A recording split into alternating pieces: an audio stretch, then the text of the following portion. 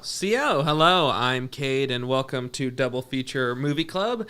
Today we are talking about the movies Mandy and the End of the Tour, and I am joined, as always, by Diane. And this week we have Harrison. Harrison, how are you doing? I'm regretfully here. You are frozen, Diane. Frozen. Man, why did that have to happen? Oh, Cade. We might have to kick you out and then bring you back in, Diane, if that's... That would be nice. Can you just kick me out now? Yeah, let me get a two-shot over here ready for me and Harrison as the time. Oh, there's a two-shot of me and you. Aren't I cute, though? Uh-huh. Yeah. I don't know what's happening. It's going incredibly wrong, incredibly fast here. Here we go. So there you go. You could call this episode the one where Diane fakes technical difficulties to get compliments. Yeah, exactly. Well, so Harrison, while Diane's getting stuff ready, how have you been? I guess we can say to people, which Diane, I'm sure, will talk about. You're part of our trivia team, and we've had a few people in here that we say is part of our trivia team. So, so that's fun. But I'm sorry. We'll get into the movies, of course, later. But we will. We will. I don't know. They weren't. I've heard a lot of good things about Mandy. A lot of people have raved about Mandy, and I'm not one of those people that found it all that as transcending of a life experience as I've heard people say. Well, it's just like, imagine if Nick Cage were in the original Evil Dead. Mm-hmm. Mandy would probably have been what Evil Dead 2 would have been. Yeah. Mm-hmm. Yeah. And like it really hardcore appeals to 80s like heavy metal animation kind of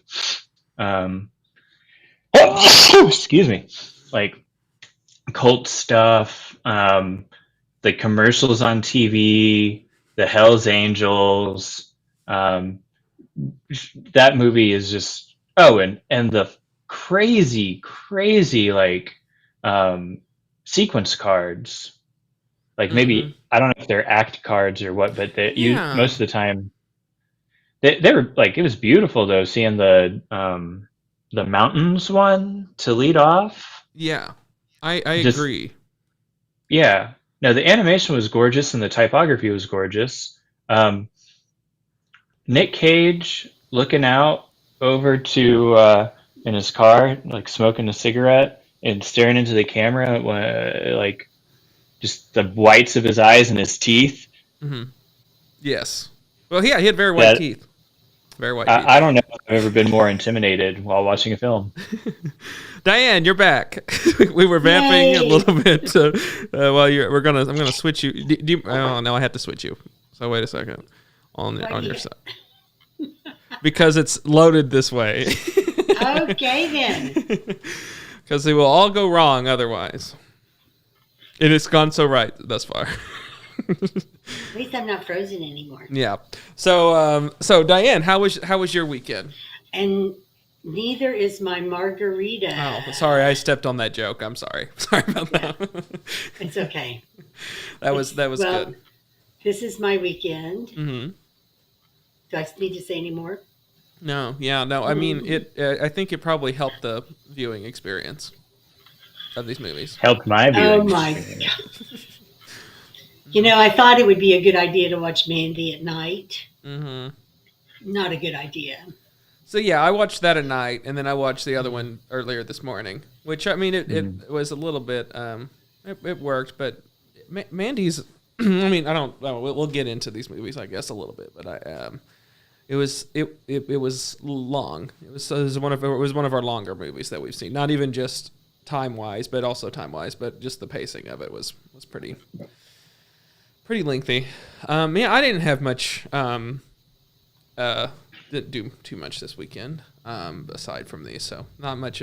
But Diane, you had to chase your dog just before that, which is why we're starting a little later. Yeah, I mean, poor Max. He goes along the fence line in the backyard, just looking for an opening. He can't see. He can smell, but he can't see. So he found a little opening, and he nudged his nose through it. Max doesn't realize that his butt is bigger than his head, but he was able to force himself through this little opening into my neighbor's backyard, who has a cat. And then he couldn't get back in. I could hear him out there crying, so I had to go next door and get poor Max, save him from the big cat that he couldn't see but could smell. Yeah, it was quite an experience. That does sound like an experience. I'm just glad that I had to wear a heart monitor over the weekend. I'm just glad I didn't have it on at the time, because I didn't want to blow up anybody's server back in Claremore, Oklahoma, with me screaming at Max. Yeah, it's what can I say? It's excitement. They're exciting animals. Where is he? No, he's not. You can't see him in the shot. You can only see Ollie's leg. So what do they do? What do they think about the movies that you watch? Do they just sit along and enjoy? Oh, my gosh. Mandy, they both left the room. They just left the room. I think that, animals react poorly to strobe. Yeah, I have that listed on there. That this should come with a seizure warning. Poorly to strobe lighting. Yes, it really needed a warning on it. Yeah, because I literally had to cover my face with a pillow so it wouldn't come through. But yeah, they both left the room for Mandy, because it was the other one they were okay with. I watched it in the morning. They were able to complete their nap, and along with me, I got to complete my nap. It's great. It was great. So let's tell you about these movies. I don't think we could have picked two wildly different movies from each other. Opposite ends of the spectrum. Would you say, Harrison? Yeah. Undoubtedly. Yeah.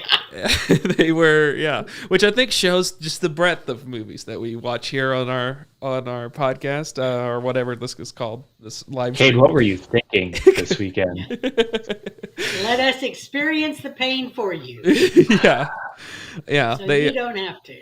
Yeah. I mean, some obviously big name actors and everything, or big name. I don't know. Would you call Jason Segel a big name actor? Big enough. Jesse Eisenberg supposedly is. He's like Luther, isn't he? Like Luther, yeah. Yeah. I mean, they're all kind of like Ashton Kutcher level fame, I guess. Good point. Yeah. Which would that be considered? Would it be too harsh to call them B-list, or would they all or what? Or would that be even incorrect? I don't even try and attempt to list unless it's like C-list or D-list. Yeah. Once you've been in a couple of nationally recognized films, you're celebrity enough. Yeah. That's my list. Celebrity enough. Well, and if you go by box office, Nick Cage is, Well, Nick Cage is I would call an A-list celebrity, even though he doesn't really do the spotlight game anymore. But congratulations to Nick Cage for getting out of debt too. I mean, you probably wouldn't have seen him in maybe 20 as many movies. That's true. What I find interesting is he certainly is been in a string of these low budget crime thriller type things typically, or some sort of weird, direct to video films.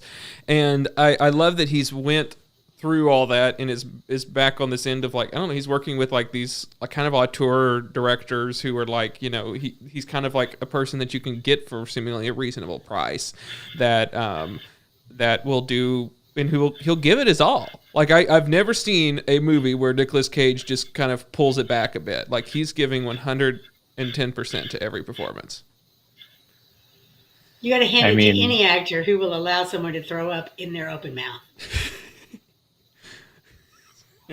Right? Well, I have only known two that I've actually seen do that. Yeah, I've seen. So she's referencing. So I admit that scene where the blood was pouring on him. Is that what you're talking about? Yeah, the guy was gushing blood all over his. Yeah, that I had only seen 2 movies where that's been I'm like, oh, Diane. I immediately get flashbacks. So Diane and I, that was going to be on our movie list, but we jumped the gun and watched it ahead of our launch of our podcast. But we watched. I wish I'd never seen that movie.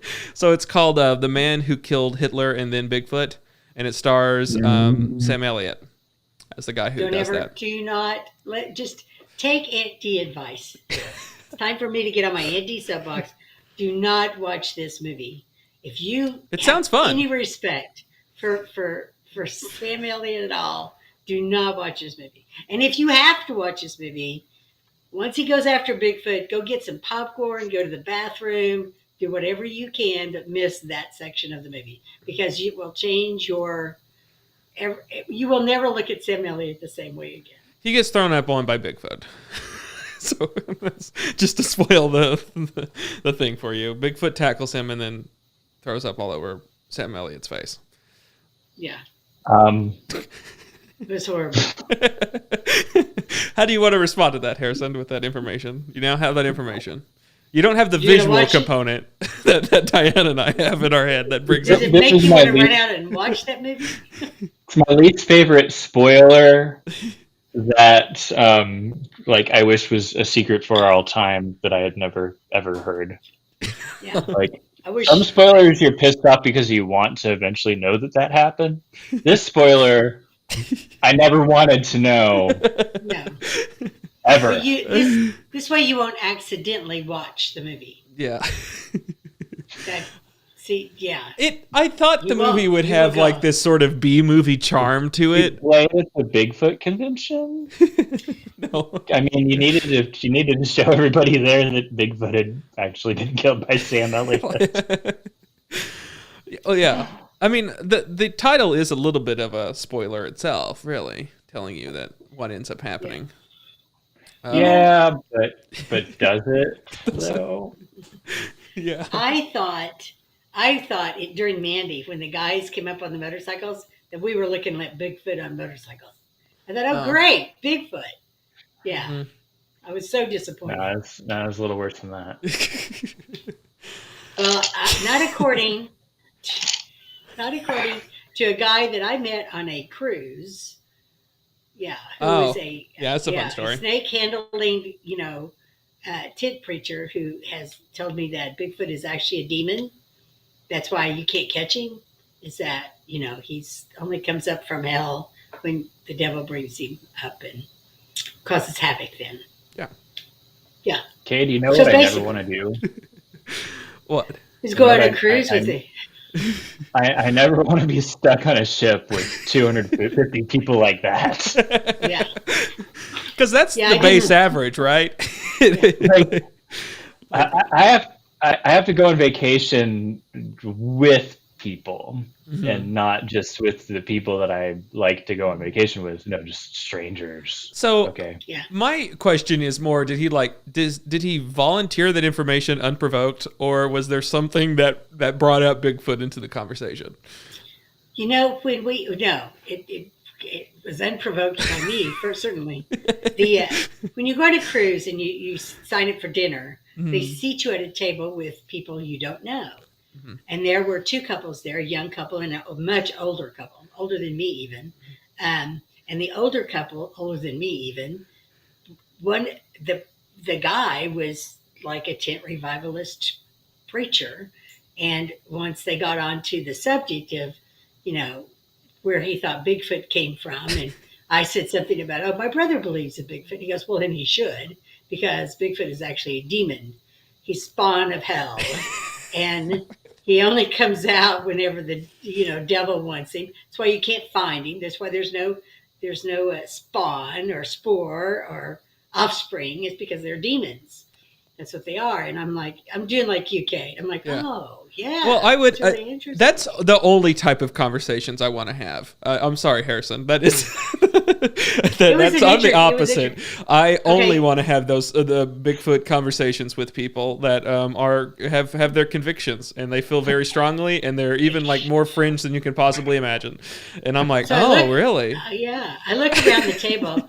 The younger couple that is there on the cruise with this older couple they're just nodding their heads. They're absolutely. And so I'm like, well, are you guys related? And they're like, well, no, not really. They Not had really. met, and the older couple was paying for this younger couple to go on a cruise to pay them back for allowing them to park their kettle corn food truck Yeah. that they take to carnivals. I guess when he's not preaching, he's going to carnivals selling kettle corn. Anyway, parking on their It's property the most interesting thing ever. in Colorado. This gets even more interesting because I'm like, oh, so you're paying for them to go on this cruise? And they're like, yes, we are. We just think it would be the right thing to do. And I'm That's like, okay. A disparate. Huge. Yeah. So I'm like, okay, so tomorrow's excursion day. We're in the Yucatan Peninsula. What are you guys going to do? I'm going to go on this tour of Meridian. They're like, well, we are not. We are going to get a cab and go and rent a car, and we're going down to Chichen Itza. And I'm thinking, okay, if the old couple doesn't come back, I'm pretty sure they swapped bodies with the young couple. And the young couple is going to be left at Chichen Itza forever at the sacrificial altar. I wrote a whole story about this because these people were insane. Especially after Well, did they return? I saw the older couple. Okay. I did see the older couple coming back in a cab. I did not see the younger couple, but I'm sure they were back. Yeah. I'm hoping they are. Hope so. Or they're not. Or the older couple just ate them. I'm not sure. Yeah. I just know that they were real. Because that Bigfoot doesn't needed to them to step into the role. Yeah. Yeah. Yeah. They had to make an offering. Maybe they had to. You're the Bigfoot demon now. Yeah. Young couple. Yeah. They're the Bigfoot demon together. Yeah. Yes. That's still Yucatan. Yeah, because that doesn't make any. That doesn't. So it's just because they parked their kettle corn truck at their place. Mm-hmm. Yes, because here's what happened: was they owned property outside in Colorado somewhere. The younger couple did. Next door to the older couple's daughter, she wouldn't let them park their stuff on their acreage. Okay. So the guy was at the hardware store, and he said, "Oh, you can park on my property. I don't care." So they started parking there. And then whose idea was it that the trade was going to be a cruise? Like, was it the young couple or the old couple? It was the older couple. Yeah. That offered the cruise. This is why I thought maybe they were going to offer up the younger couple. Yeah. As a sacrifice. Moral of the story is do little nice things for old couples every now and then, and they will just like go to the ends of the world for you. Yeah. Yeah, Harrison, I'm an old couple. I mean, an old person, and I wouldn't do that. You are an old couple. Well, true. And no, I wouldn't buy you a cruise. Not going to happen. Unless I can prove that by sacrificing you, I could bring Bigfoot back into the world. Yeah. Then I might consider it. You have to do that on a better vacation than a cruise time. Good point. I just like that you're like, do you know each other? They're like, not really. Not kind of, yeah. I didn't know each other at all. Yeah, I just saw him at the hardware store in this little town. This spiraled into this. Won't let him park his kettle corn. But from their perspective, this is insane too. That like they're like, oh, you can park it there, and then so they have this kettle corn truck that's there most of the time, and then they offer you a cruise, and then you're sitting there, and you're like, I don't really know this people very well, and then Bigfoot's brought into the conversation, and then they're like, yes, Bigfoot's a deep. Like it's weird from their perspective as well.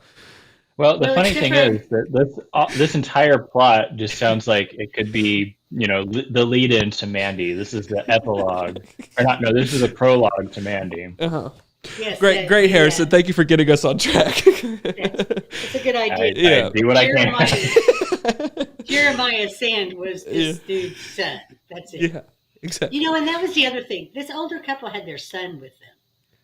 Oh. So on this cruise, along with this younger couple that I'm pretty sure they were going to sacrifice. And their son was approximately what age? I would say early 40s. Okay. Maybe late 30s. Yeah. Alone. He was alone. Yeah. Alone. So they got so many questions, but I feel like we gotta jump into our. Trust me, I did not go back to that table to eat again, though.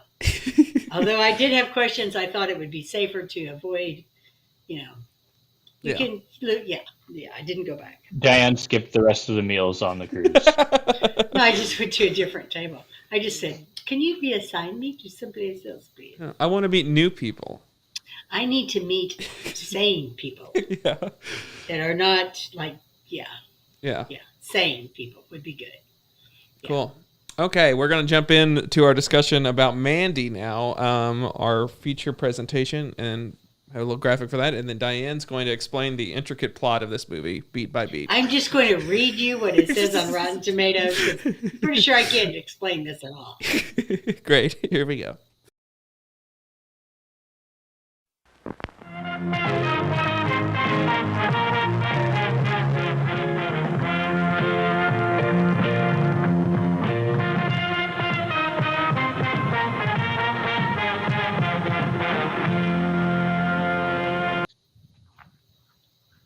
Hi, let's talk about Mandy.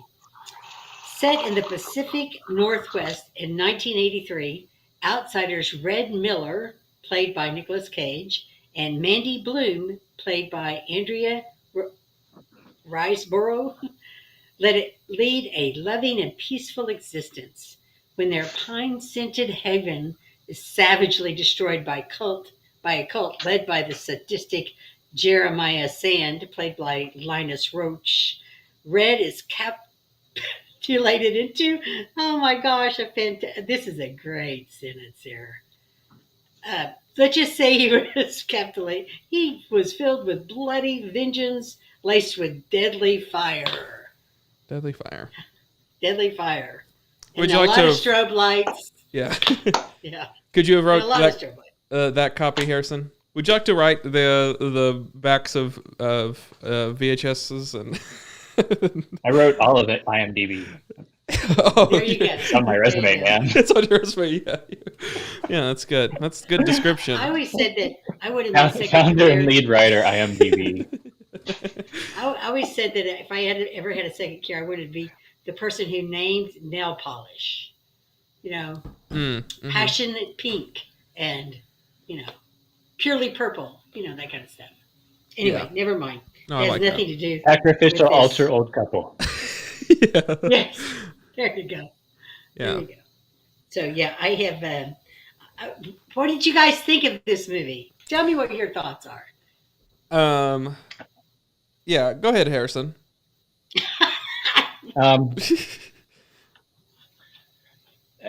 I liked how pure, concentrated 1980s this movie was. Very specific 1980s. Yeah. Mhm.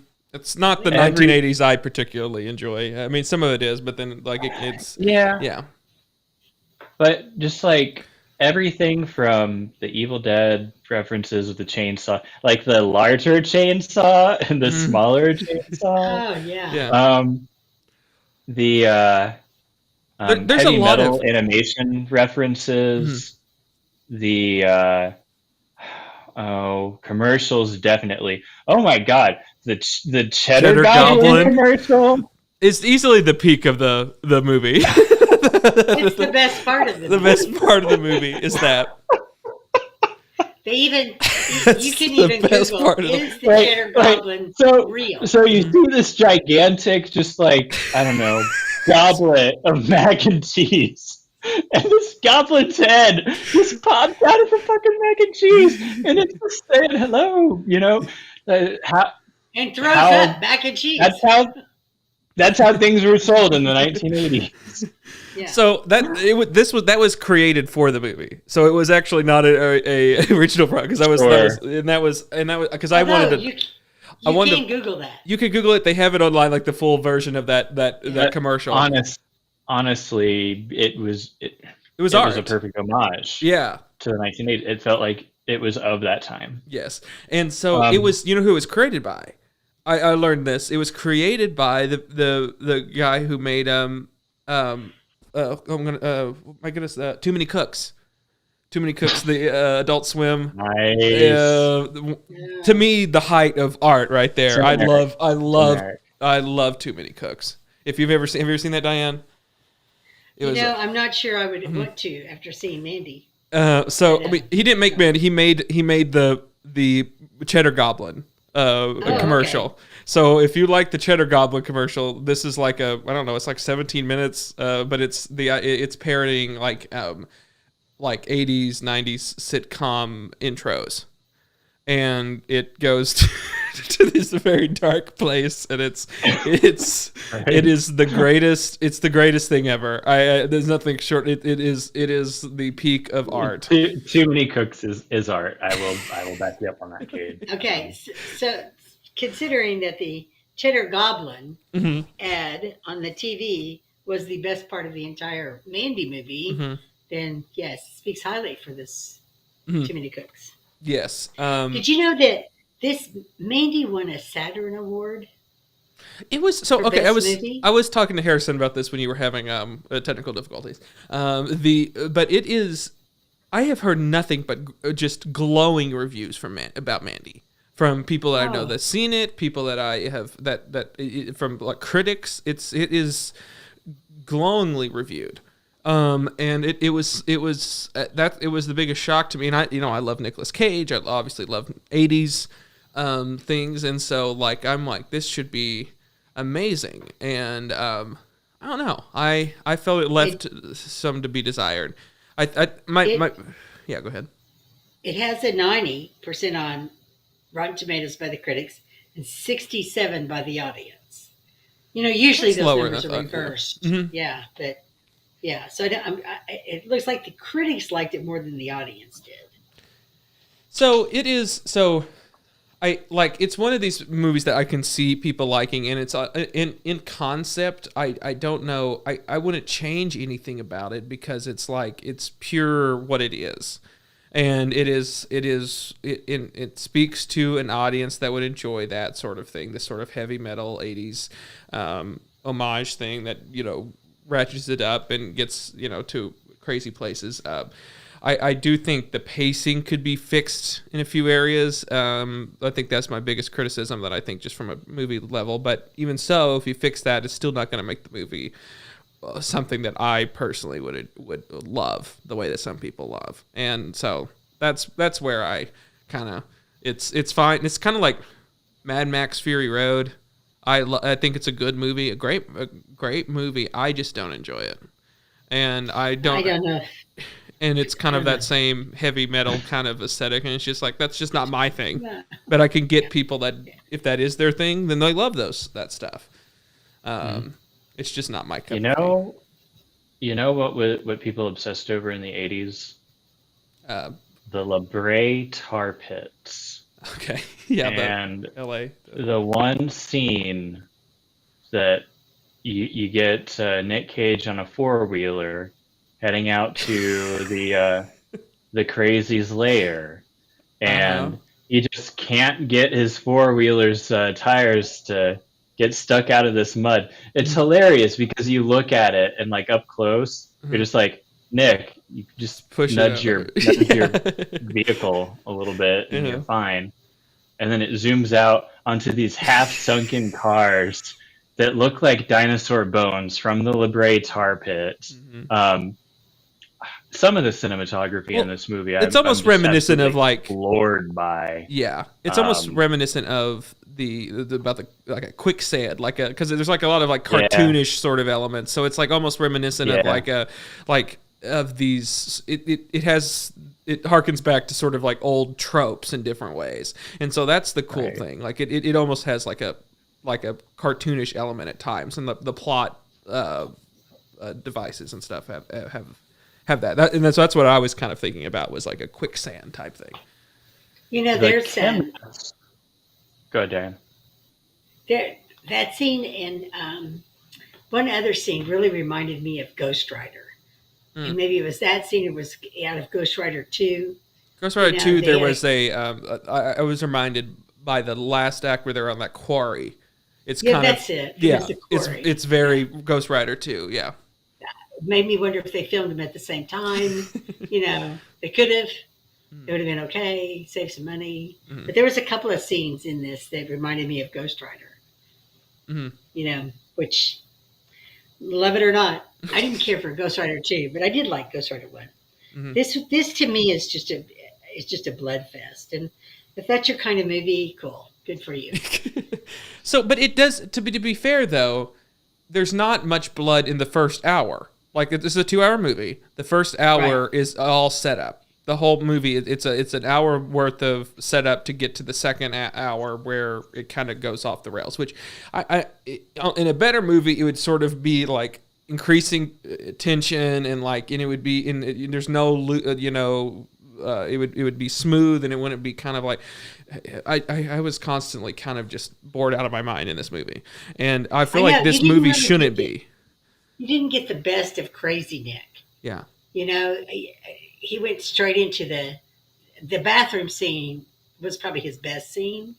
Well, I liked whenever he has that thing and he's crying like that. That scene was amazing acting with no barbed wire. I'm sorry, I couldn't get over that. This is rubberized barbed wire. I couldn't do it. I mean, that's all I could see. Should have put real barbed wire on Nicolas Cage. Well, it didn't have to look quite so fake. Yeah, no, I agree. The bathroom scene, I think, was his best scene, but he never went Nick Cage crazy. I mean, like last week we talked about, what was it that he said that you can't cage the cage. Mm-hmm. Yeah.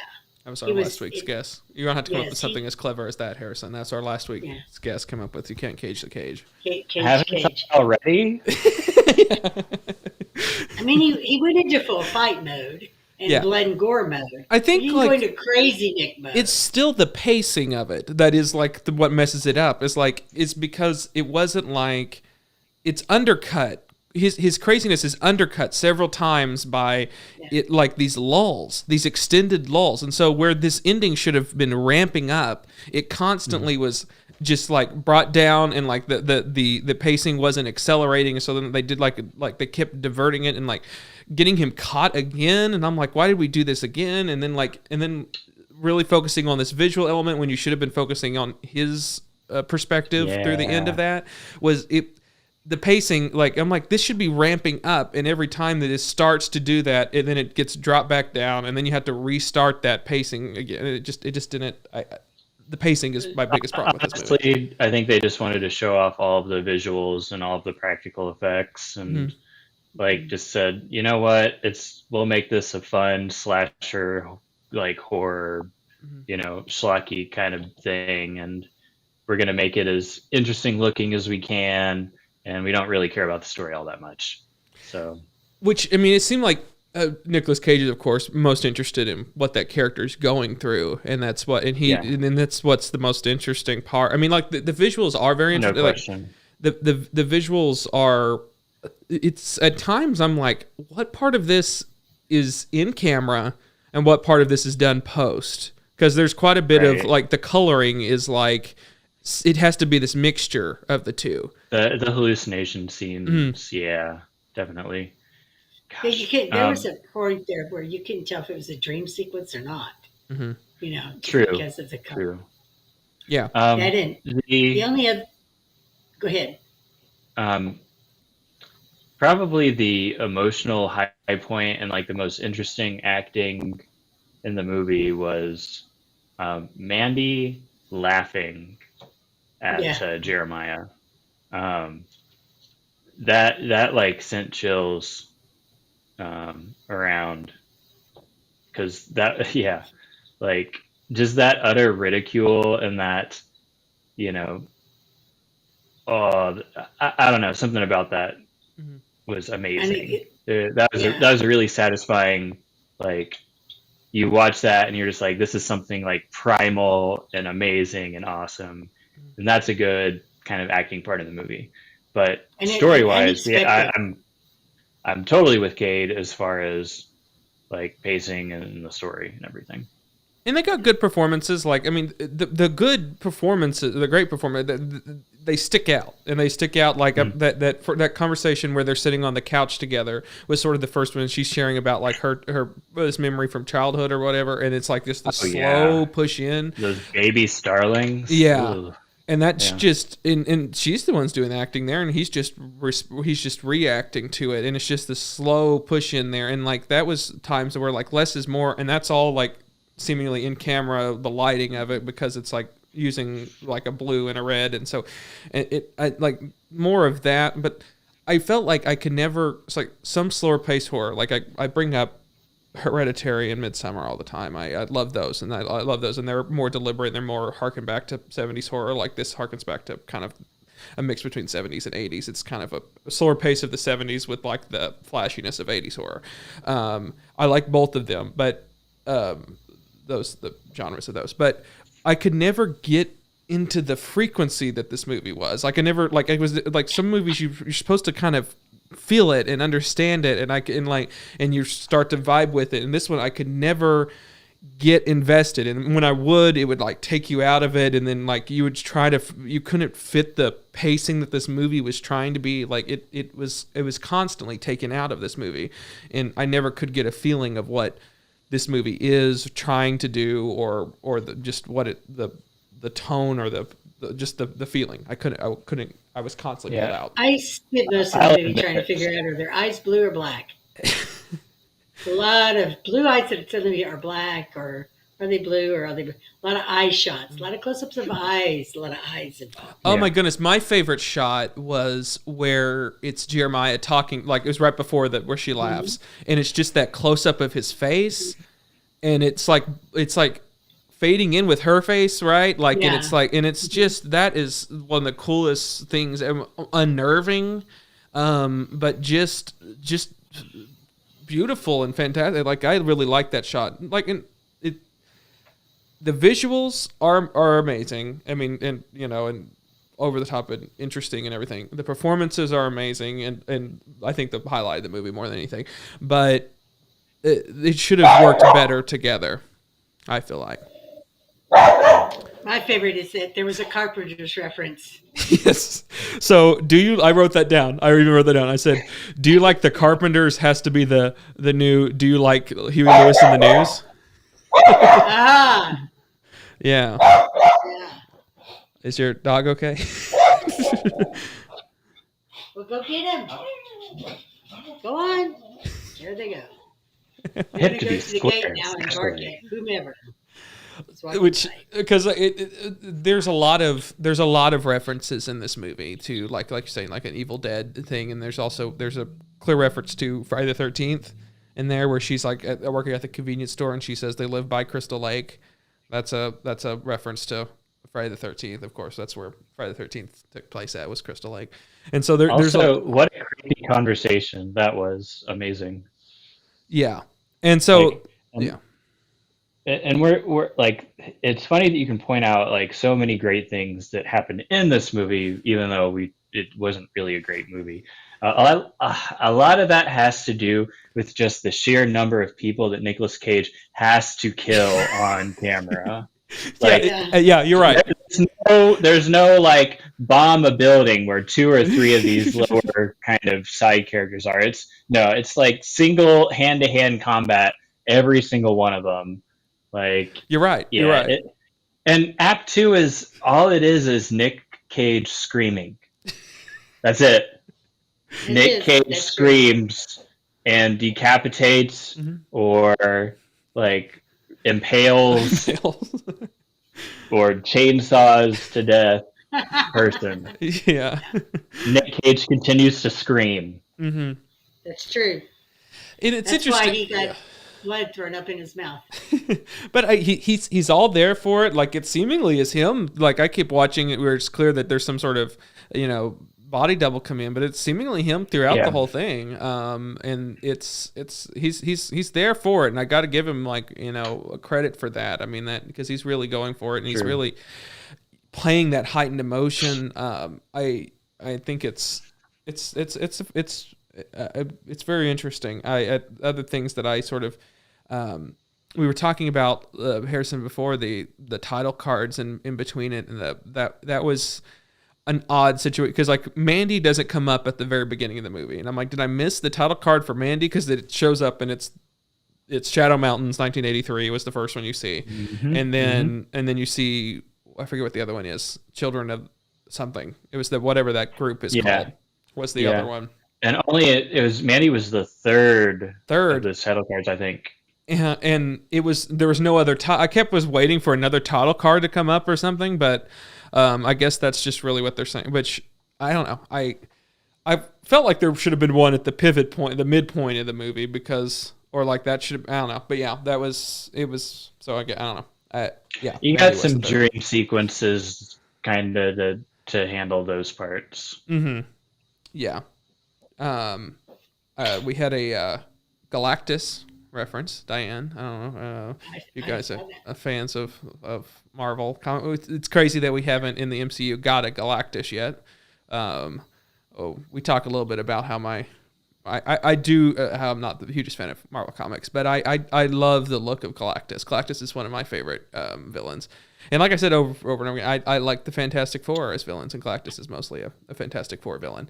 And Doctor Doom, all those characters from the Fantastic Four we have yet to get, and it's sad because those are great characters. Oh, I'm sure it's coming. Yeah, well they've announced it and everything, but and yeah, and then I don't know anything else I have here. They should have had a epilepsy or seizure warning or something. No kidding. So can we rate this bad boy and put it to bed? Sure. Are you done with everything here? I'm so done with this movie. Mm-hmm. I want it to be out of my brain. Okay. I don't want to think about it ever again. Okay. Sure, Diane. What? Well, actually, let's start with Harrison. Harrison, what are you going to give this? It's a 3 snowflake sort of movie. 3 snowflakes. Great. Can they use the term snowflake in it? Yeah. Diane, what are you going to give it? I'm going to give it a single martini glass. Okay. Because that's the only class this movie's going to have in it is my martini glass. Mm-hmm. Yeah. And what? Why is there any deep reason for that? Sorry, I was just vamping for time to get it searched. I know you had already explained it, but I was trying to. And I'm going to give it a cheddar goblin. Oh my goodness! You found a cheddar goblin. Did you spend a lot of time on that? That's what I want to know. Well, so people who's listening to it, it's a block of cheese, and then the goblin, which I guess there is a goblin emoji. This is from like Japanese folklore. So yikes! Yeah. Cheddar goblin, I'm telling you.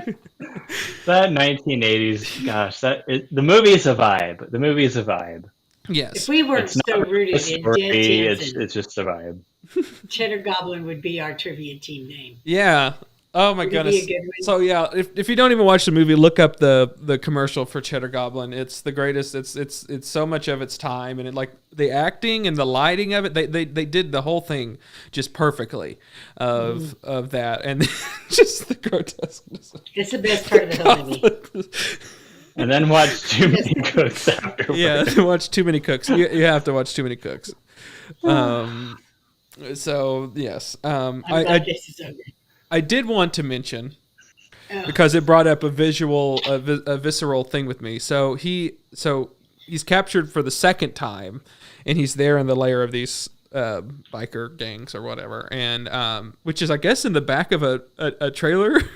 Looks like it's like in a dungeon or something, but I guess it's yeah. So, but he's there. He's got one hand handcuffed to a wall to a pipe, and then he has a nail through the other hand. I guess I'll share the story. As a kid, I fell on a nail on my hand. Ow. Yeah, and so that's still a very visceral thing. Yeah, that'd give me a PSTD moment. Mm-hmm. Yeah. So anytime that's ever a case, I feel that the pain of that. Pain of that. I can't even imagine. Yeah. Which is why I don't bring that up very often. But yeah, so it's a very visceral thing. Yeah, you can still see it. It was like there in it, and it missed it missed everything. I missed everything important. I missed everything. So it was a yeah. Guess what? Jesus and I have in common. Yeah. Yeah, that's what I say. Yeah. Yeah. Great. we're gonna go to our intermission now. That was Mandy. Overall, yeah, I guess I would. If it was 30 minutes shorter, I would be like, this is pretty good. You know, it's not my cup of tea, but it was, and just sort of fix some of the pacing of that and everything. Then I'd be totally fine with it. But overall, it's an experience. I like it. Again, I think it shows how much we're able to pick up on individual things. That there are moments in this that's truly great, and but overall, it's less than the sum of its parts. Yeah, not great enough to watch. Yep. Great. Our next movie's complete opposite movie. It's a bunch of people talking in a room about how sad it is to be a writer. Okay. How horrible it is to be famous. Yeah. Here is our intermission, and then Harrison will explain the deep, intricate plot of the movie, the end of the tour.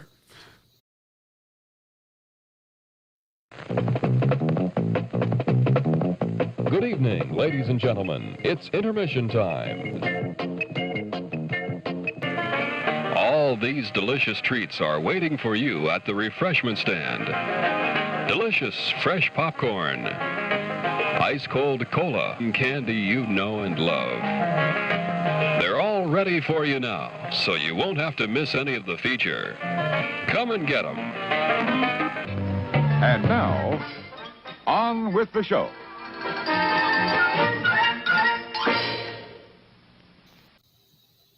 There you go. Ready? Can you hear us? I can hear you. Okay, Can you tell hear us me? the plot. Yes, we can hear you good. The end of the tour. So, the end of the tour, or as I like to call it, Almost Famous 2, is a touching family story about two gaping black holes of ego with full-blown midlife crises who are both named David. That's good. That's good. It's just David, otherwise known as David Foster Wallace, Yeah. meets Lil David, also known as David Lipsky. Yeah, more to the plot. Is that your plot? I have a lot. Oh, okay, go. Sorry. Sorry, I thought you were at a pause. I want more. Yes. We'll make you pause me. You pause me. Okay, go ahead. So Jason Segel and Jesse Eisenberg deserve far more credit than they were given for making everyone almost believe that their junk food fueled, stoic, and trite observations about humanity were somehow profound. Our story opens with little David taking a phone call about reports that Big David had killed himself. This being 2008, little David provides ample product placement time for Google in order to verify that claim. You have a whole stand-up routine here, Harrison, about this movie. That's good. Okay. I have a lot of feelings about this movie. Yeah. So back to 1996, little David is reading from his newly published novel about the awful embarrassment he experienced as a child. So you see, he moved from the Upper West Side to the absolute garbage pile that is the rest of New York City. And so he had feelings about that he had to write about in his book. And he later reads about Big David's new book called, I don't know what Everlasting Jokes or something. Which inevitably will win all the book awards due to Big David's humongous brain. Yeah. Yeah. But you want me to keep going? Do you want me to keep going, Diane? I think I like the movie you've described better than the one I watched. So Lil David has a gig with Rolling Stone magazine. He uses their expense account to meet Big David and write a story about it. Yep. Of course, Lil David, being raised in New York City, he can't drive very well, and he has to call Big David for directions, who tells him, maybe you should lose my number. But that's cool. That's how males bonded in 1996. And that kind of reminds me, I forgot to praise this movie's really clever punchline, which is, I have an expense account. That's brought up. Like, that was the movie's punchline. That's how good it was. So I must say, to pause this for a second, I think that there is some through line between these two movies that we watched. That is, these are very masculine movies, but just different opposite ends of that, I guess, or maybe more. Yeah. Yeah. Mm-hmm. There's a lot of masculinity, toxic at times. Yeah, in that's these- I guess you could say a polite way of saying it. It's a theme in both. There's more toxic masculinity in the end of the tour than there is in Mandy. Mm-hmm. But we'll get there. So the Davids get to enjoy literally every convenience store food known to mankind. Rope candy, McDonald's, expense accounts are magical. Go ahead. So at some point, Big David makes Little David super jealous when Little David's lady, who happens to be reading everlasting jokes, calls and has a 25-minute conversation with Big David. You see, Little David timed it. You're on the phone with David Foster Wallace for 25 minutes, bitch. Like, honestly, like, they were meant for each other. The conversation they have about why they're not married yet at 30 and 34 respectively, like, I was like, it makes sense. I mean, you are two man children who are like very ill prepared for most of the world. Anyways, yeah. So that's the plot. They go through it. This movie's a series of two people talking and different Talking for 5 days. Yeah, for 5 days. I am so glad you said that. Minneapolis. Yeah. I didn't want to be the one to say two man childs that were unprepared for being adults. Completely. Yeah. Yeah. And then they have to go and offend Joan Cusack for ignoring the Mary Tyler Moore statue. Joan Cusack is really good in this. I thought she was, but she's good in everything. But yeah, she is. Ron Livingston. I mean, it was some kind of surprising there to see the two of them in this movie. Yeah. Well, you know what my favorite scene in this movie was? What was that? The movie Broken Arrow. Yes. Oh my gosh. Yeah. You know, that right there summed up everything about these two guys. Mm-hmm. Pretty much. The movie that they wanted to go see with two girls. Yeah, so they had there was a few different options yeah. because they quite obviously passed by posters and posters of Sense and Sensibility, and they were like, no, we're gonna go. And even like Jesse Eisenberg has already seen this movie too, so They couldn't watch what was the Gary Sandling movie? Happy Gilmore, right? Oh yeah, Adam Sandler, yeah. Mm-hmm. Adam Sandler, yeah. Yes, they couldn't watch it because it was Sense and Sensibility, Broken Arrow, and then like you said, Happy Gilmore. Those are the movie. There was another one they were asking about that I wasn't familiar with, but they really didn't want to see Happy Gilmore. Like they really hated Adam Sandler. All four agreed with that. Mm-hmm. Like literary community, forget Adam Sandler. Yeah, seriously. Yeah. Okay, I have one. After note they here. go to the Mall of America to watch Broken Arrow together, later that evening, Little David turns the tables when he gets flirty with Betsy, Big David's old flame from grad school. Big David's furious. Awkward. That was very awkward. Mm-hmm. And they're quite obviously having an argument, and then the people they're like in the other room, like, "Is everything okay? Yes, everything's fine." Right? Yeah. And then they pout through an entire car ride and an airplane ride before Little David is like, "You know, your whole thing is just faux and fake, and you're this incredible genius, and you're just pulling this regular guy shtick because." This movie has to relate to its audience somehow, and you have to talk like a normal guy to normal audiences. But no, My least favorite part of this movie was anytime David Foster Wallace went into a rant about fakeness or faux this or faux that. Like it is a very quintessentially 90s thing to do where you're just like, hey, the whole world is just like totally fake and like everyone's just BSing and like got to be true to yourself, man. And I'm just sitting here like, It's you late are 90s. 30 somethings discussing this in the late 1990s. And I don't know, the one thing the movie got right was probably like to his credit, David Foster Wallace like writes really well about kind of just like internal thought processes, and it's lovely, like the life of the mind type stuff he is really good at. And he also describes like all the mental health stuff he went through extremely well. Like I look at it and go, okay, that's actually believable. That's not this kind of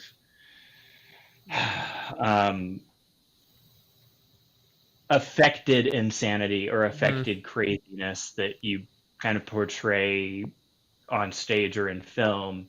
This is actually like the internal torture that someone like that is going through. And It's quite possible that some of that stuff, some of that stuff could be directly lifted from actual these taped conversations. It feels that way. And so that I do think that those conversations sometimes feel, then you could tell the ones that are like, that they're like very clear, this is a taped conversation. And then there's ones that are very clear that's like, they're not, like kind of their arguing scenes are very much not. Those are kind of seemingly dramatic or dramatized or even completely false to make a film narrative around it. But and it's so weird, like after that fakeness conversation, they love each other again. Like, they go hang out. They have a touching moment on a frozen lake. Little David gives Big David his book, and Big David mails Little David his shoe. And that's the end of the movie. He mails him the shoe. Okay, so Diane, what'd you think about this movie? I think we've went through the plot enough that we know what happens in this movie. What overall, was there anything? I mean, truthfully, I don't have a lot of notes for this movie like I typically do, because I don't know really it wasn't a lot that you could like grab into. And Well, the movie starts off with David Foster Wallace's announcement of his suicide at 46 years old. And then it flashes back 12 years to these days that Jesse Eisenberg's character, he plays a reporter for the Rolling Stones, where he spent those 4 or 5 days with Big David, to do an interview with him. And he's, there's a couple of times where Ron Livingston, his editor, like, you got to find out about the heroin. You got to find, It freaked me out. It was so weird to me that the role that Jesse plays as Little David, of being an interviewer / journalist buddy, and this bromance that they kind of have for each other. And yet he's going to write a hit piece on this guy. And the guy knows he's going to write a hit piece on him. But in the meantime, let's have some McDonald's, or 10. Well, I think it comes from, like, obviously Big David, which these are not the names that they go in the movie, but Big David, he obviously is longing for some sort of connection, or within this movie. I mean, how much of it is true or whatever, but within this movie, he's longing for some sort of connection with somebody, and so that's where he's like, even that marriage conversation was about, like, that he even knew that this was somehow artificial, and that they each had their own agendas. And so that was a great point being made. A lot of people who find fame early seem to have this like huge sense of alienation from the rest of the world. The creator of Minecraft comes to mind, like talking about just how miserable he has been ever since he invented Minecraft. It's just like, It's you got to go through that with people you love and care about if you're going to get famous. Don't get famous lonely. Don't get famous lonely, anyone. Yeah, and that was make some friends before you get famous. Yeah, that was a point of the movie that I thought was really really interesting. And I agree that that he sort of realized that, you know, and like, I mean, just that the level of fame, like he went from being like, you know, just like this professor or whatever, I guess was what he was doing before this, and then he became, I mean, one of the most celebrated writers of the time. And then just unanimous, I mean, praise that came from everywhere, that, you know, and that's got to be difficult. Well, and he had been married before. In this time period that they talk about, he'd already been married once, and evidently beat his wife. So, because, you know, he kind of has that personality. Yikes. The hardest part for me was watching Jesse Eisenberg fake smoke. I mean, come on. Don't have him smoke at all. But, you know, you either smoke the cigarette or you don't smoke the cigarette, but don't fake smoke. And that was just every time he held a cigarette, it threw me out of the movie. Just because he would fake smoke. Mm-hmm. You know. And Jesse Eisenberg's interesting. He's one of those actors that he has a typecast kind of thing, and I don't think in everything he does, it's very kind of similar in a lot of respects to each other. It's weird because he's somewhat more known as he's more famous than Jason Segel, is in more, I think it's even fair to say he's in more acclaimed roles and more acclaimed movies than Jason Segel is. But at times I felt like Jason Segel was the one who was acting circles around him, and that was what was crazy. I was shocked by that. The thing is, like, Jesse Eisenberg's character, I don't know. There's certain points where you can tell that it's a character showing extreme amounts of restraint, and like there's like whenever I think the last night that he's over there, where Big David comes over and just starts talking to him, and you get like a little bit of illumination on Jesse Eisenberg's face, and he, like, nothing is moving a muscle, like his mouth is just totally stone faced, and he looks like almost intimidated listening to this. There are Jason Segel by far, like, does an incredible acting job with David Foster Wallace.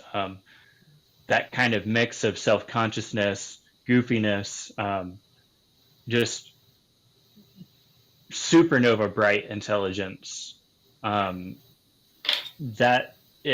also just jealousy, rage, and really, I'm not going to go so far as and say it's like misogyny, but David Foster Wallace just did not seem to have like a healthy relationship with really men or women in this movie. True. Like he was just having a really hard time with people. Yeah. Unless you're dancing at a Baptist church. Oh yeah, dancing at the Baptist church. Yeah, no, that was actually a cool way to end the movie. I will give it that. I thought so too. But Jesse Eisenberg's performance, I thought, was pretty good. Yeah. There were a couple parts where he was almost too emotionless, but for the most part, I think he got the character right. I think what they did really well is they took this relationship and they sort of put it through the lens of, this is a older brother and a younger brother. Like, that's sort of the point that they're getting. It's like you have someone who's that's kind of the idea that they're going with a little bit, and they even have some references to that. The idea that, like, it's more like, you know, colleagues that are like one's kind of ahead of the other one, and sort of and it's framed through this sort of brother relationship that's like he has the success that he wants. He's aspiring to that, and and there's this jealousy that goes two ways from people that are, I guess, in the same industry that are. I found that stuff really fascinating. You and got the same art for the Great Britain cover. Oh, man. Yeah, jelly. Because I thought, he got to, there was just, because they were both striving in the same industry, there was, or, you know, with writing, I guess there was a lot of cool things there, and that, like, he you could tell that Jesse. Go ahead. Yeah, there's a surprising amount of inside baseball, and as far as this movie goes, I was like, you're really actually getting nuts and bolts into the publishing industry and certain things. Yeah. And I almost appreciate that, where you're like, oh yeah, you have to go through these book tours where you're flying coach out to Minneapolis in the middle of winter. And it's not that flashy. Like they just get like a hotel, like a normal hotel room. Like it's even kind of built up like you think. Yeah. That you think it's going to be like a bigger suite or something, but it's just like, no. You get a twin room. Yeah. Exactly. Oh, Consuela and Maria. Yeah. And they did not get that. Yeah. That was the worst joke in the movie. I like the. I didn't quite understand. So they were like, but I understood his joke, but like, so they were saying I guess they're saying that it was going to be online, the interview, because they were like, don't worry, or just to warn you that this interview is going to be digital, and he's like, oh, so just yeses and nos, and that was a funny little joke. Yeah. But I guess that's what they meant. I guess they meant they were going to publish it online as well, or I don't know. I don't know what that warning was. I guess at the time, that was kind of a new thing to tell them, to warn them about. Like hanging out at the Mall of America, going to watch Broken Arrow. Mm-hmm. Your friends in this place are, one wrote you a fan letter and the other one you used to date and you went to grad school with, and this reporter. Yeah, which is I'm a fan of movies that have unexpected relationships, like that are not unconventional relationships, I guess you could say, that are like not ones that you would traditionally see. And like that's probably my favorite part of this movie, is that idea that's like it's putting you in a world that like, yeah, you know a little bit about how book tours, I guess, work, but I like you said, it gets into the nuts and bolts of that. It's about this relationship of like a interview and an interviewee, but like also they're in the same industry, and so there's some sort of animosity there, but then there's like the pressure of fame, and it just gets into this very niche microcosm that like I was like, okay, I'm very interested in that aspect of it. And this takes me to the crux of why I really didn't like this movie, and that is just like neither of the Davids is a very likable person at heart. Like they are both they come across as just like extremely insecure towards each other and hostile towards each other for that same reason. Like there are touching moments, yes. There are good bits of conversation where they do connect, but there is just so much hostility and tension, like underlying the relationship between the two Davids. There's just like, that's just kind of ugly. And I do think that doesn't, like, I mean, it's there, but like its head doesn't come to the surface or whatever until like kind of the later part of the movie. Like it's kind of bubbling or something, and it's kind of somewhat there, and then you're right, it eventually becomes sort of I mean it is there, but like imagine having to spend 5 full days with somebody though. Yeah. I mean, but I think you might blow up at him a little bit. Well, that's I think like almost the point as well, is that it's like, I mean, if you'd imagine like spending 5 days with a complete stranger, going around in their life, traveling with them and doing all that, like that, you would start to grow to be upset with each other and point out your biggest flaws. Like, I mean, you'd do that with someone you're close to, and especially someone who's like a complete stranger that you have to spend every waking moment with. It would become just annoying, and you would sort of, that would happen. There's something to that. Yeah, that is true. So what kind of accent do you think Jason Segel was using throughout the movie? It's Upper Midwest. It's pretty basically Upper Midwest. I feel like he started out much stronger, and then sort of, I feel like, kind of loosened it by the time when, like, or like he was. I don't know if either I got used to it. It's a possibility I just eventually got used to the voice, but I could, like, when he first was introduced, it was very much, I'm doing an impression. This is someone else's voice that I'm speaking in. And then by the end of it, I'm like, I feel like it's just more now what Jason Segel actually talks like. Or I got used to it and just completely, I don't know what was the case, but I did, whenever it was like the last car ride, I'm like, I'm no longer hearing that I did when I first heard it. So I don't know. I'd have to compare it though. Yeah, because the person actually grew up in New York State, and so it sounded like to me he was trying to do an affected New York kind of accent, but not New York City or the boroughs or any of those. And then he kind of dropped out of it in the middle of the movie, and then he kind of brought it back a little bit. So that was just something that threw me out of the movie. The other thing that really threw me out of the movie a couple of times was the house that he lived in was supposed to be out in the country and really isolated, right? I mean, you didn't see any other houses around it, right? Wasn't on a busy highway. It wasn't in a neighborhood. The way that I understood it, it was like on the outskirts of some, I don't know, a mid-sized town.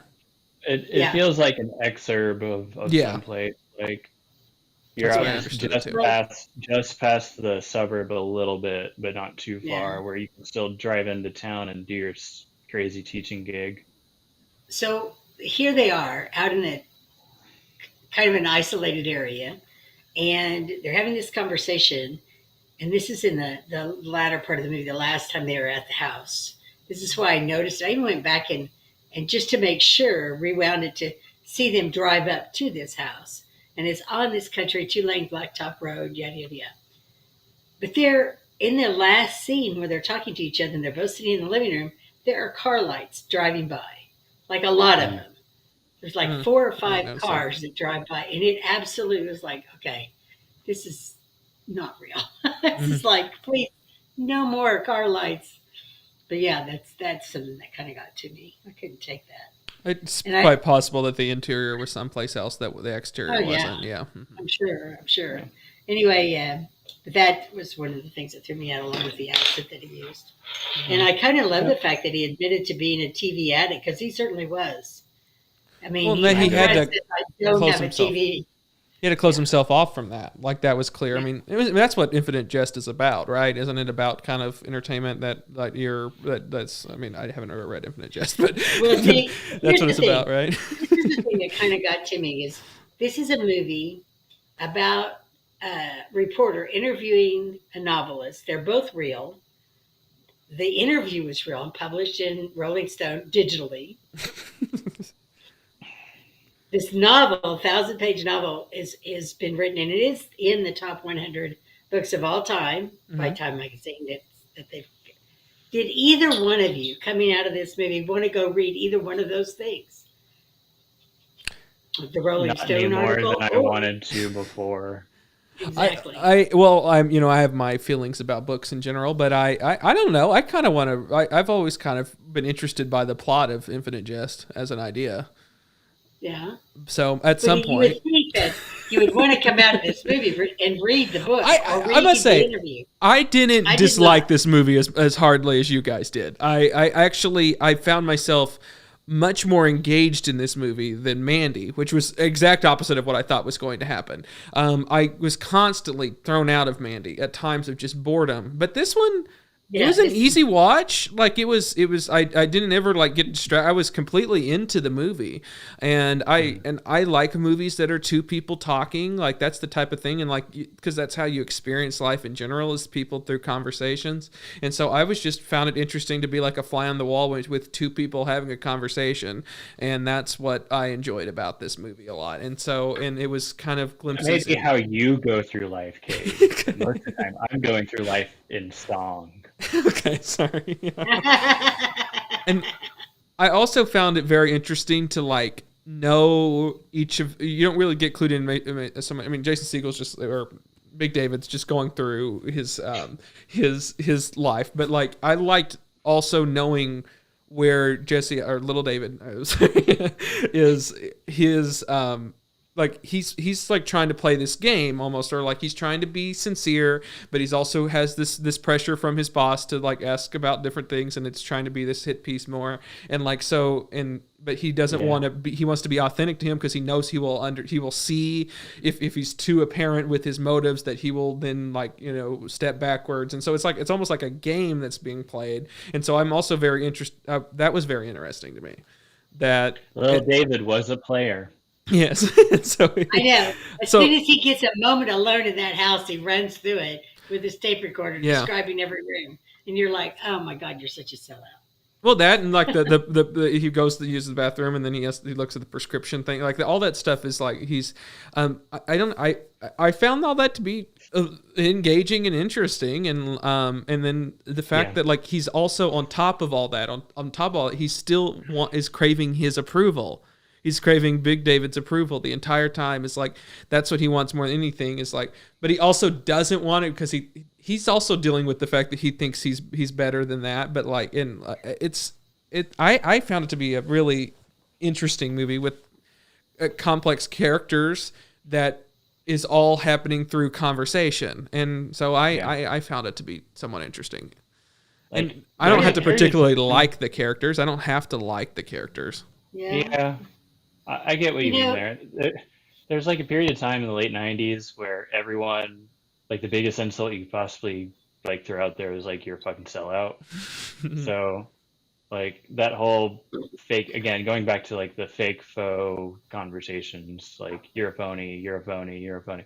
Like that felt very late 90s. And I'm glad that period of time is over and done with.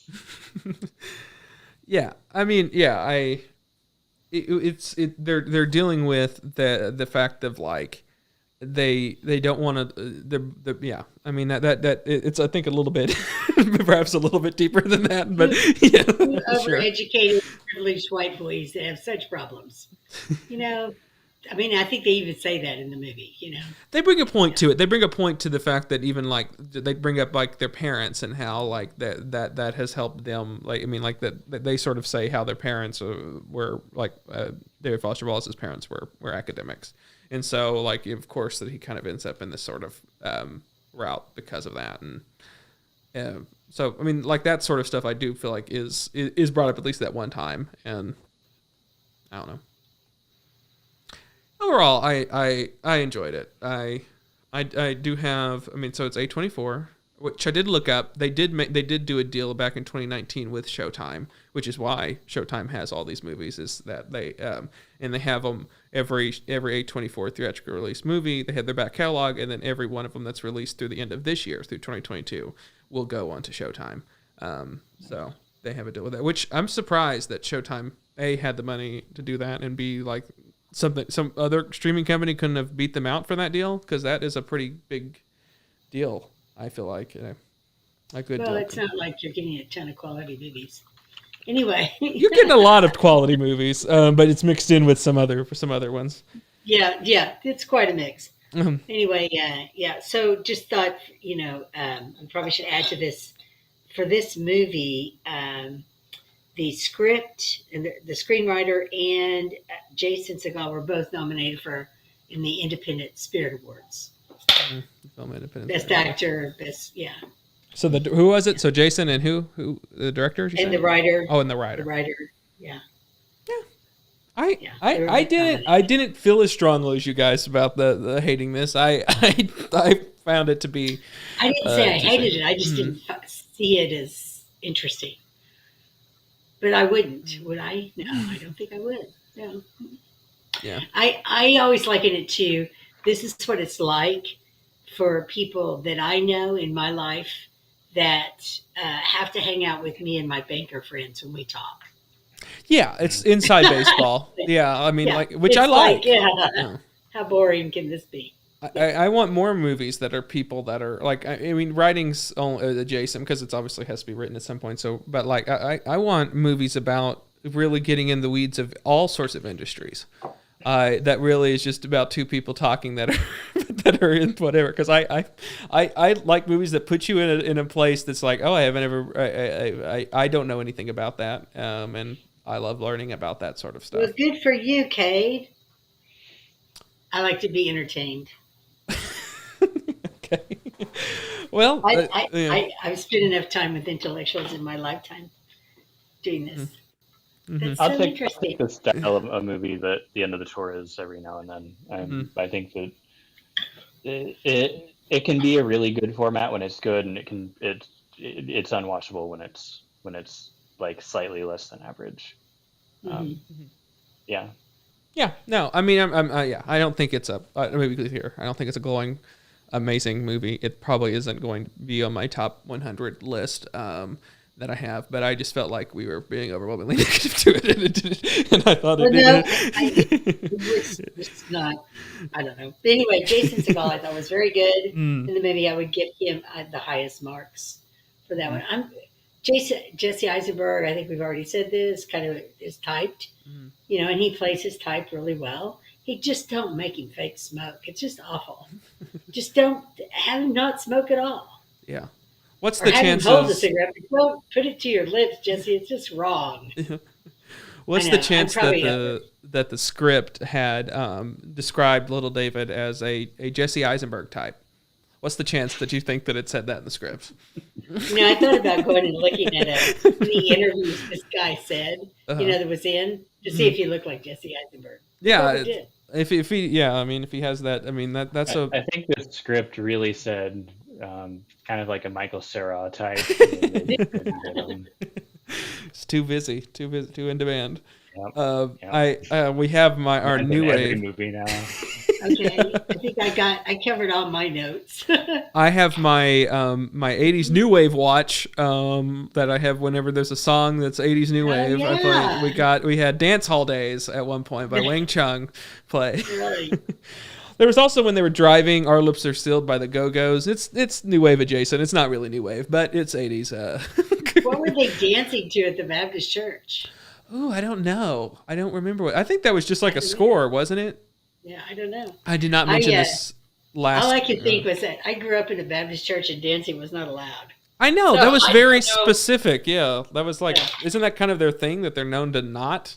The one To thing that not they're known dance? to not do. Exactly. Yeah. Especially male-female dancing is not allowed at all. Forget that stuff. I did want to mention last time, Mandy, I forgot to mention that the music for Mandy was pretty great. The ones that were for the thing, and then also the music for it. But that was made by Johan Johansson, who was one of the he was an up and coming composer. He did the music for a lot of Denis Villeneuve's movies, Sicario, and I probably did Enemy and all those. He did Arrival. Really great, really beautiful music, and it's sad that he's no longer alive and that we don't have Really? He died tragically young, and so he was definitely one of those up and coming composers that was going to be one of the next great composers. When I was going through the awards, I noticed that he had been nominated and won several awards at different film festivals for this movie. Mm-hmm. For Mandy, yeah, that was released after his death, so that was his last movie. Or I think there was one other movie that was it, but it was kind of like but that was his last big sort of release. That was after his death. Yeah, and the film Mandy was dedicated to him. But I said somewhere online, I didn't see where that was. I don't know if it was at the end of the credits or whatever, but supposedly Mandy was dedicated to him. Yeah, I didn't stick around. Cool. Okay, time to rate this movie. Diane, I guess you'll go first. What are you going to rate this movie? I want to give it 3 Pepsis. Okay. Yeah, because he did have. We didn't mention that that he had sodas all over his house. Yeah, he had an addiction to soda.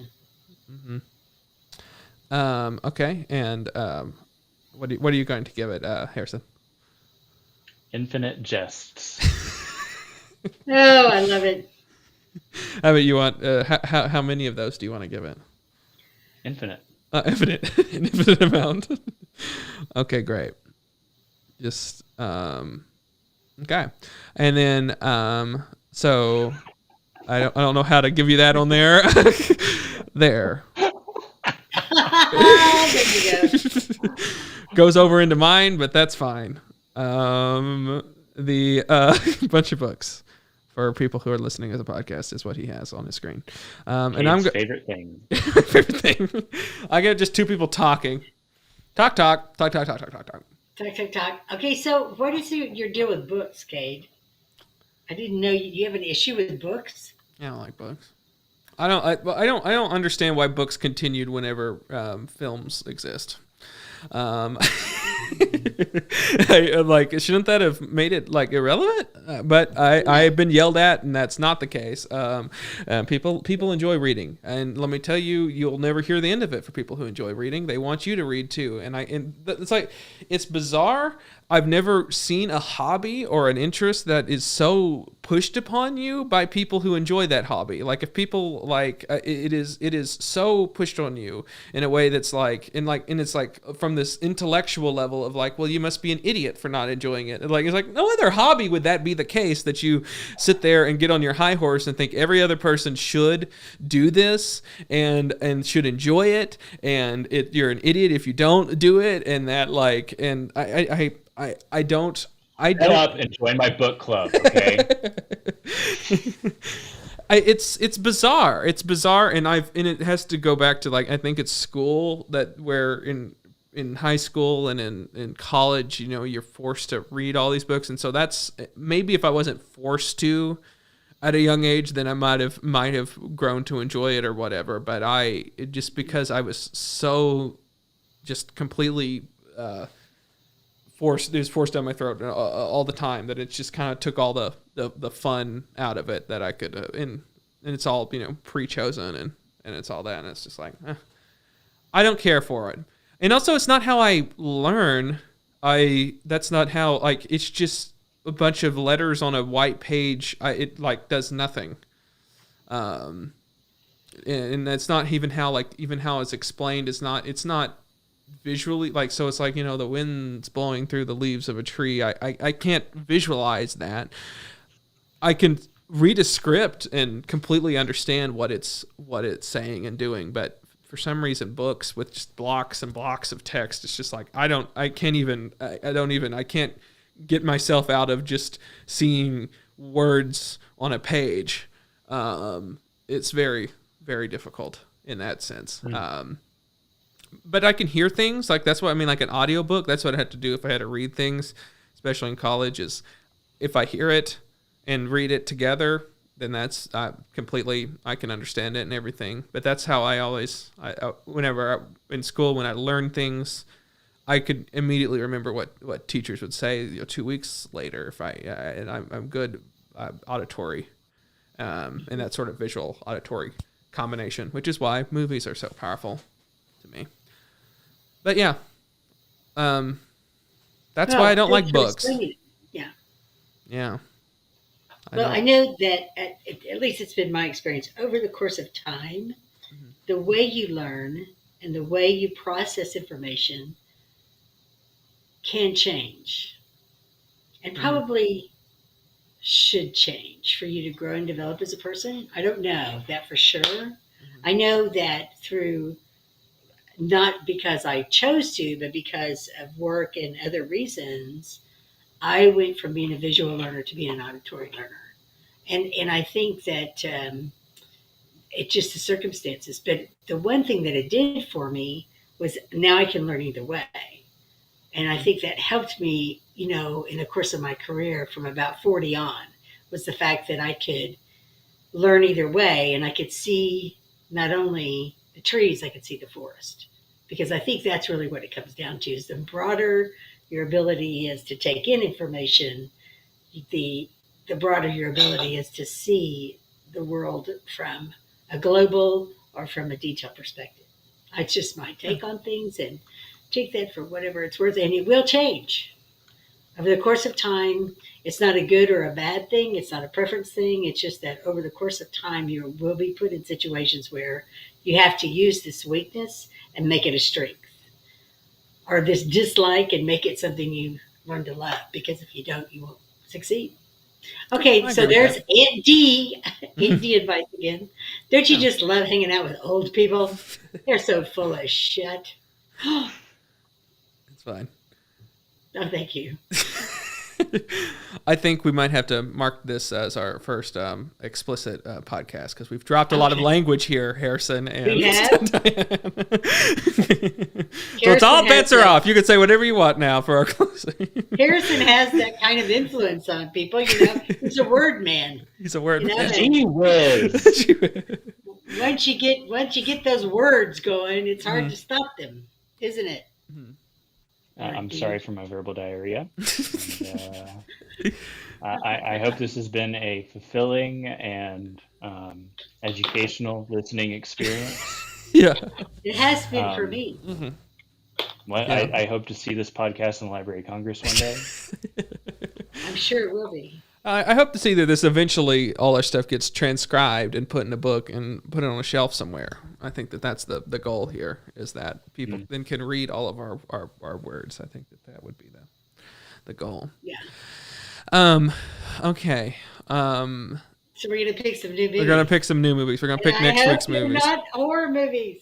Yeah. No Would you? blood and death movies. So would you consider Mandy a horror movie? We've certainly labeled it as that, and I think it's hard. I mean, it's more of a I don't know what you would call it. It's not Like, it's a horror enough movie. Mhm. Like, in standard horror, you usually get enough plot twists where you don't know what's going to happen in just a sec.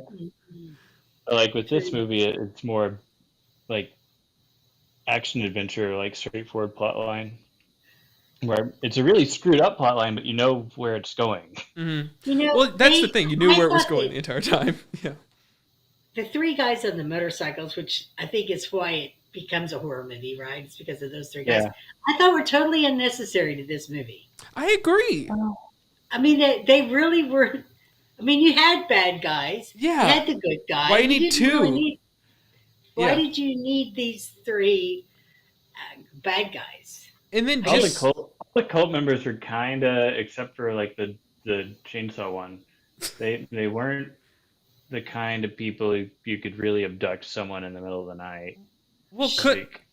they could Yeah. have made different characters. They could have consolidated. That's I think is what she's They saying. could have just taken her from the store. I mean, yeah, I don't Yeah. know that they needed those guys, to be honest with you. But by having them in there, they made it a horror movie. They did. Mm-hmm. I think they did, because they weren't. When you first see them, you don't think that they're really people. You think, oh, these are either Bigfoot or demons, which demons, Yeah. people, same thing. It right? was sort of supernatural elements were set up at different times, and then like they were undercut on several different occasions of being like trying to make them like real world things after the fact, when they were kind of introduced in this sort of mystic supernatural way that like, and then they're just like, because like they get a thing. Okay, so they get what they have, some sort of rock, or it's like a conch kind of thing, right? Situation that summons them there. I don't have it. And so they come there, and they're like, and so you're like, there's some sort of weird kind of supernatural sort of figures, and then they're undercut by later with this conversation of like, oh yeah, they're just a bunch of bikers who took LSD or whatever, and like it's like, why did we even explain? Like, why did that need explanation? Now it makes it seem very real world that, like, I guess to say that they're killable, I guess was the point. Listen, everything leads up to a very important place, which is Nick Cage being able to tell Jeremiah, "I am your God now." Yeah. So, like, I don't get this nitpicking, Cade. I don't get this nitpicking. Nick Cage got to say, That's a "I am bottom your line. God now." Movie. Yeah. That's a bottom line in it, Harrison, you're so right. That's what I love about you, man. You get right just to the chase. It's a bottom line. Great. I'm super impatient. It's my. Yeah. Uh, These movies require a lot of that patience. movie could have been 2 minutes long. Yeah, exactly. Just the Cheddar Goblin. And then the bathroom scene immediately following it. That's your movie. That's the whole movie right there. Yeah. Nicolas Cage walking in bloody to his house, sees the Cheddar Goblin commercial, and he's like, "Oh, Cheddar Goblin!" And then he goes to the bathroom and like wails and cries and falls all over the place. They're gonna do the entire movie in one take on the Cheddar Goblin set. Yeah. So you just go from mac and cheese to like every body part imaginable, like filling up the entire screen. Yeah. Exactly. Okay, great. So male nudity. Yeah, definitely. Okay, we're gonna head into preview time. Preview time. And decide what next week's videos are. Graphic.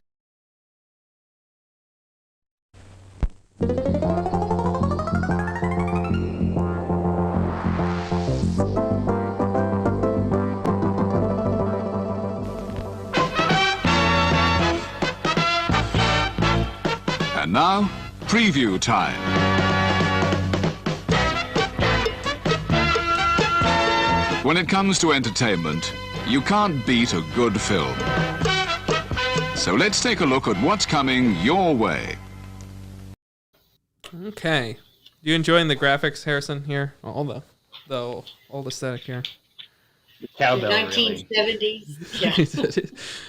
Okay, so Diane's hoping for no horror, which I'm telling you, I've warned her before. That is very difficult, and the fact that we missed all these other ones before is quite. I want to be clear here. A lot of our movies are going to be Mandy-esque. So in level of like probably even less acclaim than Mandy had, but just as much like gore. Can we just take them off the list?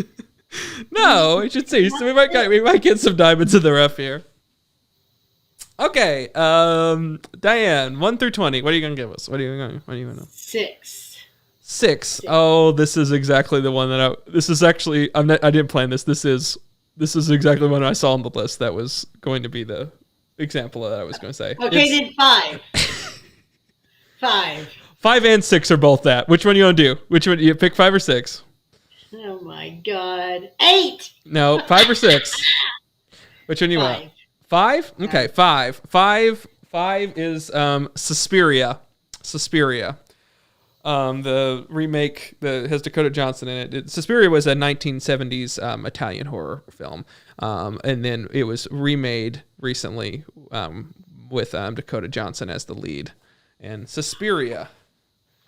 And it's supposed to be insane, Diane, so strap in. Why remake why?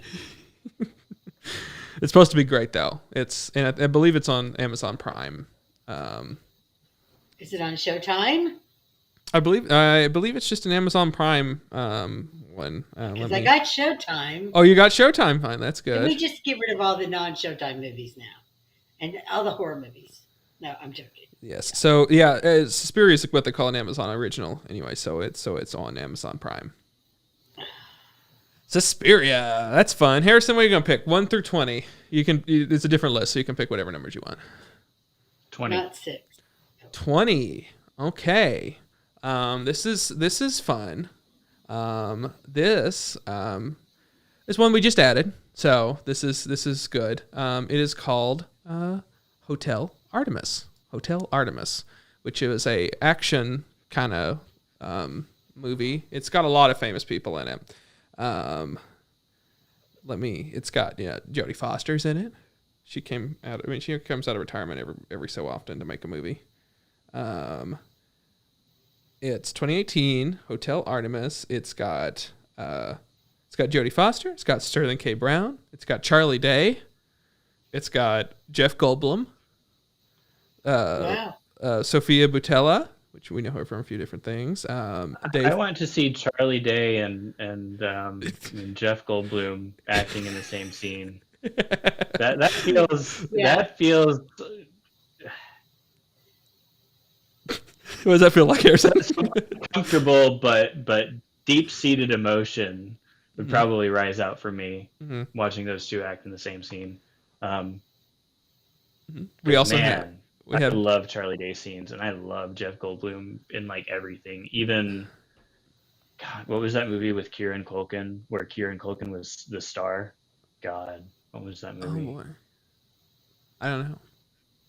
Yeah, I have been watching Always Sunny, making my way through all of it. I'm on season 9, I think now. I've stopped and started it several times, but now I'm going through and I am enjoying it quite a bit. Well, you're welcome, movie club. Hotel Artemis. Yes, thank you, Yeah, thank it you. looks like it's going to be a good one. That's Dave Bautista's also in it. Zachary Quinto, Jenny Slate, a lot of people. Mm-hmm. The plot follows Gene Thomas, which is Jodie Foster's character, a nurse who runs a secret hospital for criminals in futuristic Los Angeles. So that's it. That's what that is. Great. So there we go. We have Suspiria and Hotel Artemis. That's what we're doing next week. I did not check what that was on. Let me do that very quickly. Streaming. Oh boy. No idea. Not apparently clear. We'll figure it out. So you can figure it out. I can figure it out. So yeah, it's those should be fun. I'm excited for that, and I hope you guys enjoyed that this talk. Did you enjoy it, Harrison? Did you enjoy being on our show? Yes. Great. That was a long pause, but I think you were taking it all in. You were thinking about the whole show. I think it was all flashing inside your head.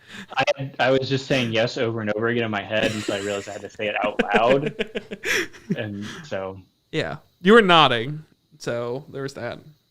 Inside my head, it was like yes, yeah. Okay, Hotel Artemis is on obviously Amazon, right? Yes, you can watch it. You can rent it for this. Fubo. Oh. I want us to get an absolute stinker of a movie so we can just roast it to death. Well, that was Diane and I when we watched Bling Ring. Yes. NBC, Peacock, how dare Redbox from USA Network. Yeah. I think this podcast is really just us going through the Coppola family. Really just the Coppola family catalog. Jeez. Oh, look, Cade's putting out another hit piece on the Coppolas. Yeah. Man, that guy's really got an axe to grind. Yeah. They just won't ever go to his documentaries. Yeah. All he wanted was one interview, Coppola's. Jeez, jerks. Yeah, I have a whole thing for all of them. Great job, Nick Cage. You're working, Mandy. It's very good. Yes. You're really turning your acting career around with that. Mm-hmm. Proud of you, Nick. Great. Okay. Well, that's our show this week. Everyone, anything else? Anyone got anything else? Anything to throw out there? Oh, I did want to say we do this Wednesday is a new episode of Cade and Friends podcast. So if you want to check that out, it was filmed. What do I have? I think I have that written over here. Oh, it just says generically 2021. Sometime in 2021 is when this one was filmed. It was part of our pandemic diaries, as we said. Which friend? So it's Alex. This was following after he came back from his stint being at a ski lodge. Okay, and then I don't even remember where. It might have been past the other time we went to Cedar Point. Anyways, the point is it's him, but we do get phone calls in from Joseph, who was Michael and Ribbon, and we get a phone call in from Andrew, fellow trivia buddy, and if you've watched Double Feature Movie Club, he's been on here a few different times. So it's our first. There's 4 people, and it's me, Alex, Joseph, and Andrew. So it's our first kind of multiple people one. Too many cooks. It's too many cooks. Too many cooks. That's right. They say too many cooks will spoil the broth. Oh, honey, that's not true. Baby, too many. I don't remember how that song goes, but yeah, it's check it out. Truthfully, if you have not seen Too Many Cooks, look it up on YouTube. It's great. It's fantastic. And Diane, I want you to watch that immediately following this. Yeah, probably not going to happen, but thanks for the update, and I will watch it. If it makes me laugh, I'd be happy to watch it after this week's movies were not laughable. It's disturbing and funny. It's both. So, Harrison, you going to be at Trivia Tuesday? She likes locking people down live on air. Maybe. There we go. Okay. Great. Maybe. Yes. That's good. Maybe. We got a hard no last week, so. Wasn't he at Trivia last week? Oh, yeah. Arthur. Yeah. Our other guy. He was like, no, but hell no. Trivia, no way I'm going to do that. Okay. Yeah. Great. Also, check out our TikTok. We just put out did you see that, Diane? That I clipped one of our part of from last week, and then also put it on our Instagram for my Instagram for Instagram Reels. And it's done. It's when we were talking about Jeremy Renner. So check that out on our great. Instagram thing. It's got 1,200 views so far. Well, what do you know? TikTok? On Instagram. It did not do as well on TikTok. And that's sad. I don't have that many. I don't. TikTok is one of those things for me that I have a tendency to, like, after I go to bed and I'm laying there not going to sleep thinking, oh, I think I'll watch some TikTok. And I end up watching all these freaking puppy videos for 2 hours. And so I try not to go. Don't look at me that way, Harrison. Your mom does it too. Yeah. So, yeah. So, My mom I get does stuck not on know how to use the internet. Good. Yeah, I have a lot of friends like that too. I have no one to talk to most of the time. Anyway, yeah. Great. So yes. Next week, Suspiria, Hotel Artemis. That's great. This Wednesday, tune into Cade and Friends podcast thing. Okay, great. Harrison, I hope you come back at some point. This was fun having you. I enjoyed your musings on the end of the tour, what you had written down there. That was some premium content, as they say. Premium content. I mean, you paid for it, so. Exactly. The word dude comes through. Yeah. Great. Word okay. like Everyone, that. bye. Everyone say bye. Bye. See you next